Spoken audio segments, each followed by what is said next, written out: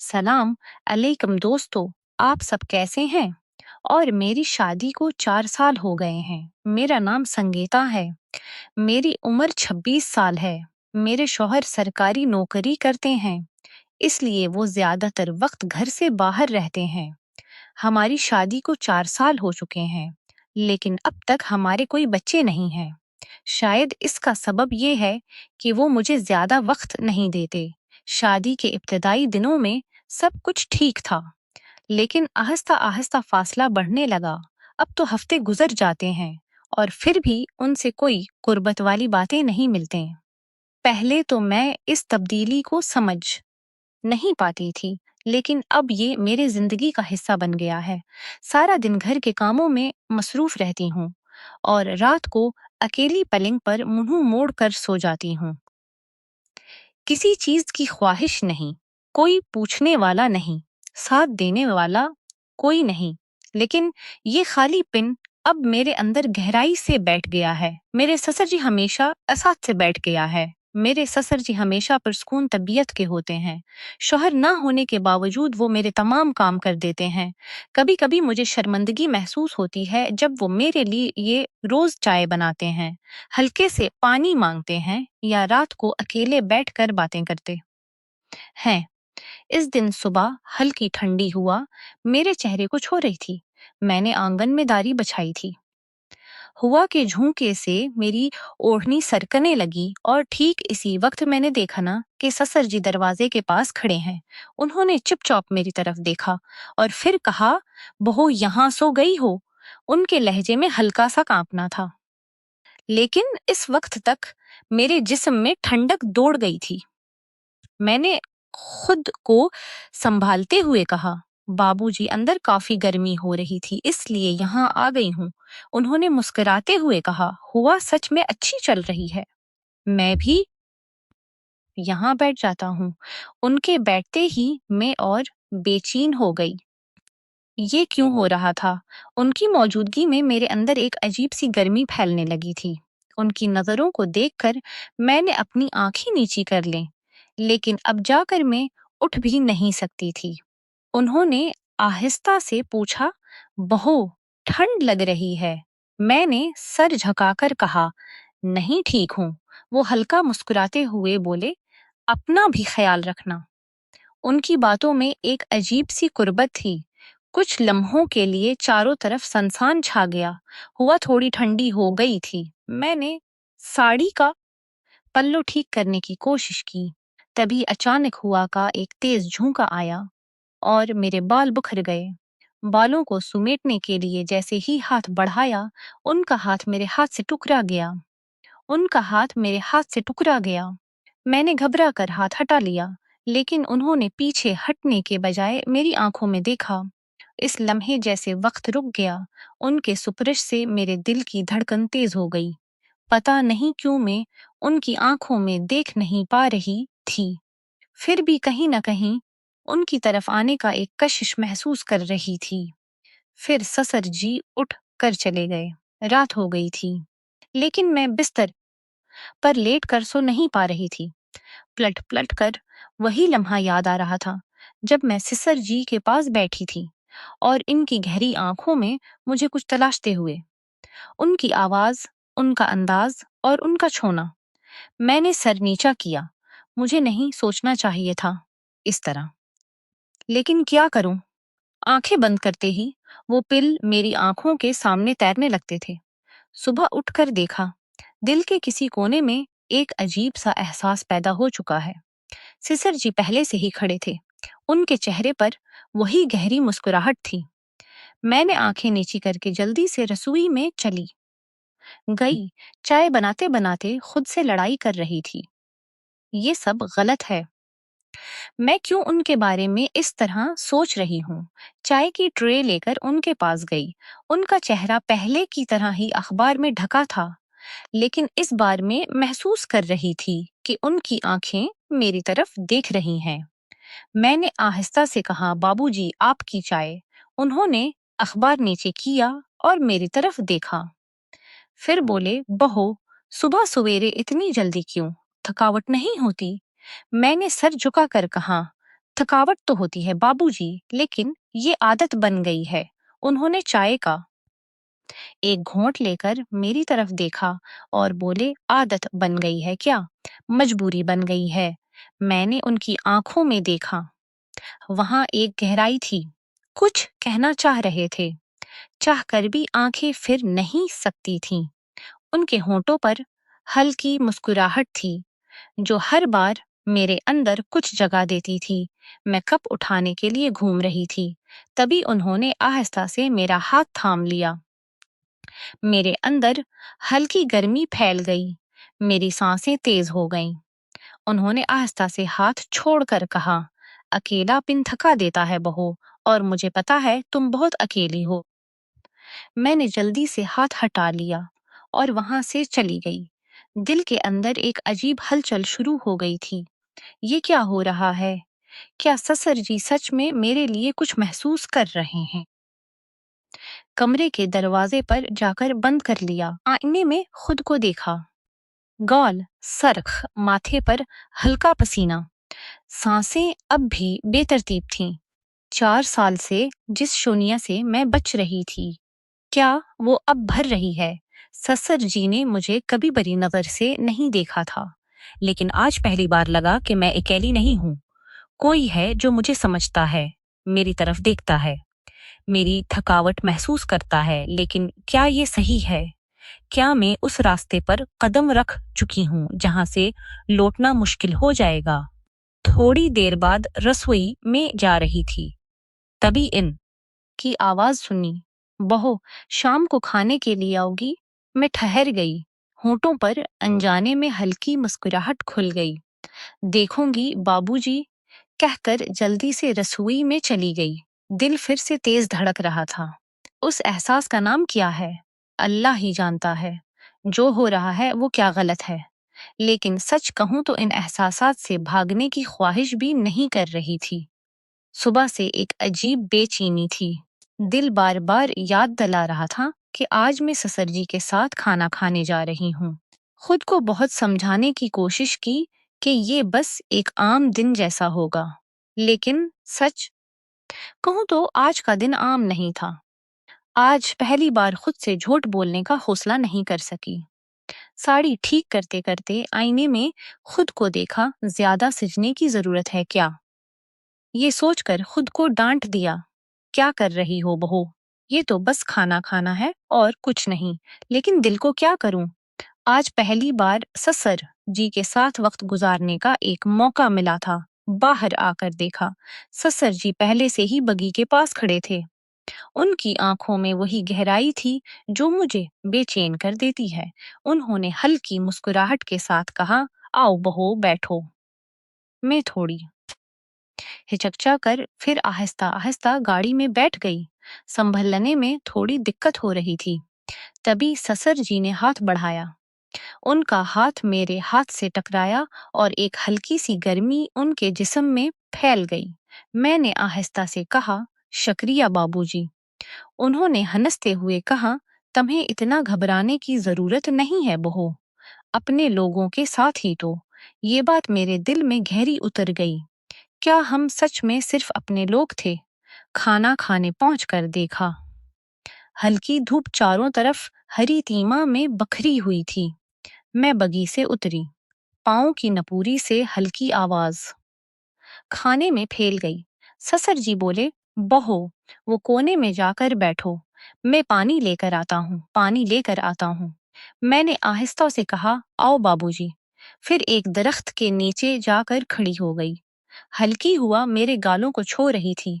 मैं ओढ़नी से खुद को हुआ कर रही थी। कुछ वक्त बाद ससुर जी पानी लेकर आए। उनके माथे पर पसीने की कुछ बूंदें चमक रही थीं।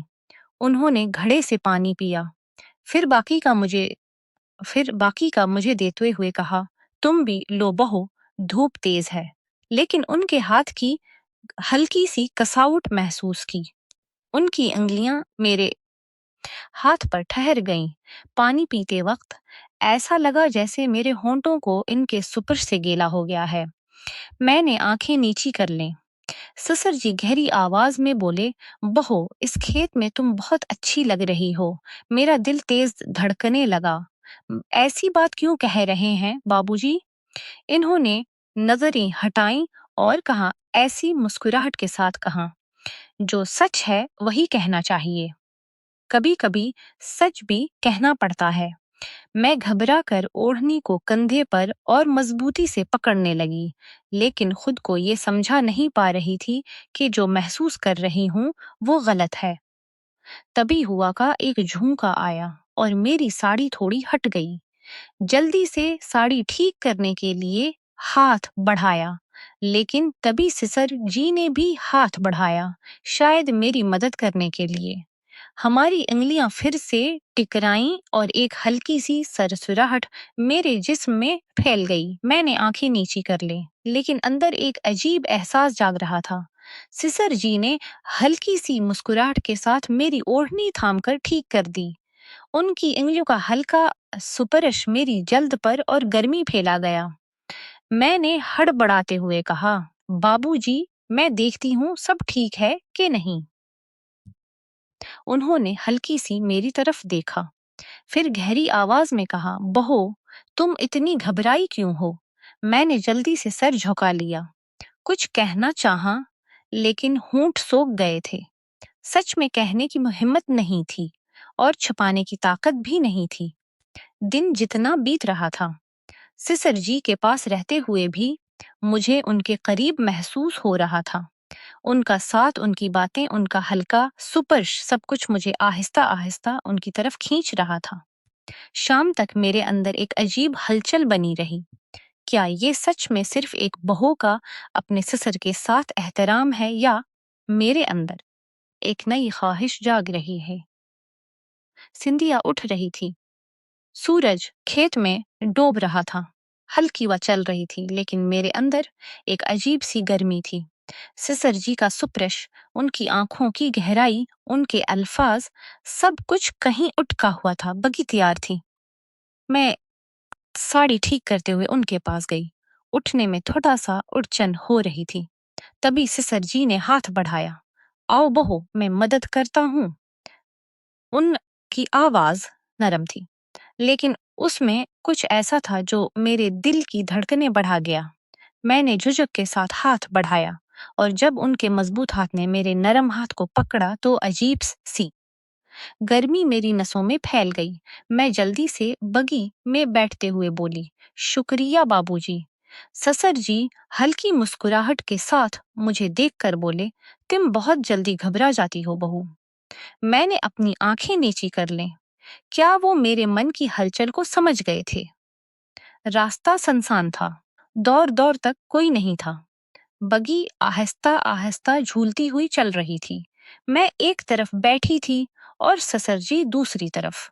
रात की हल्की ठंड में हुआ मेरे गालों को छू रही थी, लेकिन मेरे जिस्म में किसी और वजह से गर्मी थी। ससर जी की मौजूदगी, उनकी नजरों की गर्मी। कुछ मिनटों बाद बगी एक झटके से रुक गई।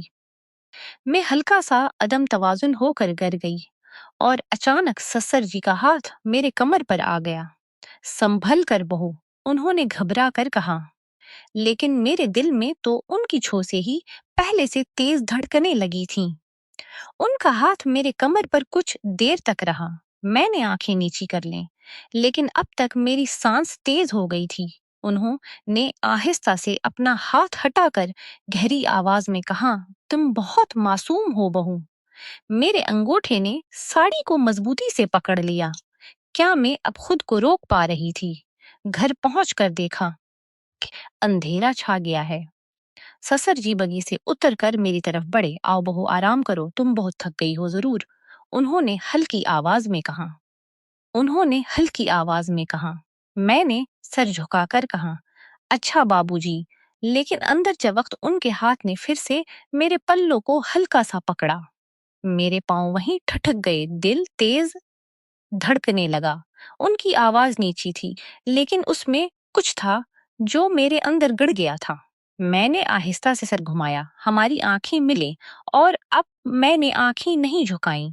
कुछ ऐसा था जो अधूरा पूरा रह गया था। कुछ ऐसा था जो अब खुलकर सामने आने वाला था। घर आकर बिस्तर पर बैठी, लेकिन दिल अभी भी इसी पल में उटका हुआ था। ससुर जी का मेरा पल्लो पकड़े रहना, उनकी गहरी आंखों की नजरें जैसे सब कुछ थम गया था। मैंने आहिस्ता से अपनी किलाई को छुआ जहां उनका हल्का सुपरिश पड़ा था, और वो सुपरिश अभी भी महसूस कर रही थी। ये क्या हो रहा था मेरे साथ? मैंने खुद से कहा, 4 साल के अकेलेपन ने शायद मुझे इस मोड़ पर ला खड़ा किया है। शौहर की तरफ से कोई तवज्जो नहीं थी, और अब दिल एक और समत में खींच रहा था। मैंने किरोट ले ली, आंखें बंद करने की कोशिश की, लेकिन मन में ससुरजी का चेहरा घूमने लगा। उनकी हल्की मुस्कुराहट, उनके अल्फाज में छपी हुई बातें, और उनका मेरी तरफ बढ़ते हुए। तभी दरवाजे पर हल्का दस्तक हुई। तभी दरवाजे पर हल्का दस्तक हुई। बहो, क्या तुम सो गई? ससुर जी की आवाज। मैं घबरा गई, लेकिन खुद को संभाल कर दरवाजा खोला। सामने वही आंखें, वही गहराई। बाबूजी, इतनी रात को, मिन्हो ने हल्की आवाज में कहा। मैं सो नहीं सका। तुम्हारे साथ कुछ बातें करना चाहता हूँ। मेरा हाथ ठंडा हो गया, दिल जोर से धड़कने लगा। बताइए, मैंने खुद को संभालते हुए कहा। ससुर जी कुछ वक्त चुप रहे, फिर आगे बढ़कर बोले, बहो, तुम बहुत अकेली हो, है ना? मैंने आहिस्ता से सर झुका लिया। जो कुछ मैं महसूस कर रही थी, उसे अब छुपाने का कोई तरीका नहीं था। उन्होंने कहा, मैं जानता था, लेकिन देखना चाहता था कि तुम कितनी बेबस हो। मैं चौंक गई। फिर क्या ये सब एक इम्तिहान था? बहो, उन्होंने आगे बढ़ते हुए कहा, मैंने सोचा कि शायद तुम्हें किसी की मदद चाहिए, लेकिन तुम्हें मेरी नहीं, तुम्हारे शोहर की मदद चाहिए। मेरी आंखों में हल्का पानी आ गया। यही तो सच था जिसे मैंने खुद से भी छुपा रखा था। तुम्हारी जगह मेरे बेटे के पास है, उन्होंने एहतराम भरे लहजे में कहा, और अब मैं उसे बताऊंगा कि उसने तुम्हारे साथ कितना बड़ा जुल्म किया है। अगली सुबह ससुर जी ने अपने बेटे को बुलाया। जब वो गांव वापस आया तो ससुर जी ने उसे पास बैठाकर गहरे लहजे में कहा, बेटा, क्या तुमने कभी सोचा है कि तुम्हारी बीवी किस हाल में दिन गुजार रही है? शौहर ने चौंक कर मेरी तरफ देखा। क्या मतलब बाबूजी? ससुर जी ने कहा, 4 साल से वो तुम्हारा इंतजार कर रही है, लेकिन तुम तो सिर्फ अपनी नौकरी के प्यार में डूबे हुए हो। शादी का मतलब सिर्फ नाम का रिश्ता है।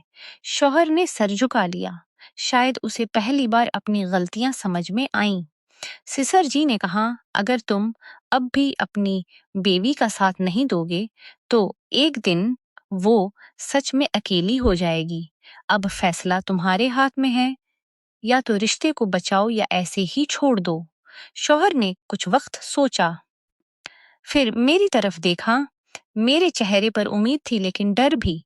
फिर उसने सिसर जी के पांव छूकर कहा, बाबूजी, आप ठीक कह रहे हैं। मैं अब से नौकरी छोड़ दूंगा। मैं अपनी बेवी के साथ रहूंगा, खेत देखूंगा, लेकिन उसे और अकेला नहीं छोड़ूंगा। कुछ महीनों बाद सब कुछ बदल गया। शौहर ने नौकरी छोड़ दी थी। अब वो पूरी तरह घर और खेत की देखभाल कर रहा था। अब वो मेरे साथ था, मेरा हाथ थामने, मेरी खुशी गम में साथी बनने के लिए। आहिस्ता आहिस्ता मैं भी बदलने लगी। अब मैं अकेली नहीं थी।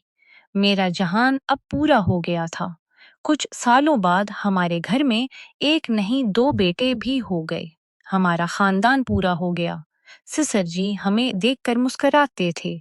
उन्होंने सिर्फ ससुर का नहीं, बल्कि एक बाप का भी फर्ज निभाया था। उन्होंने मेरी तन्हाई को समझा और मुझे गलत रास्ते पर जाने से रोका। आज जब मैं पीछे मुड़कर देखती हूँ, तो पता चलता है कि एक ससुर अपनी बहू की जिंदगी को संवार सकता है। ये कहानी एक अच्छे ससुर की मिसाल है, जिसने अपनी बहू की एहसासात को समझा और उसे सही रास्ता दिखाया। दोस्तों, उस कहानी से हमें ये बड़ा सबक मिलता है कि एक बेवी को सिर्फ शौहर के नाम की जरूरत नहीं होती, बल्कि उसके प्यार और साथ की जरूरत होती है। जब एक औरत शादी करती है, तो वो ये उम्मीद नहीं करती कि उसका शौहर उसे महंगे तोहफे देगा या बाग में रखेगा।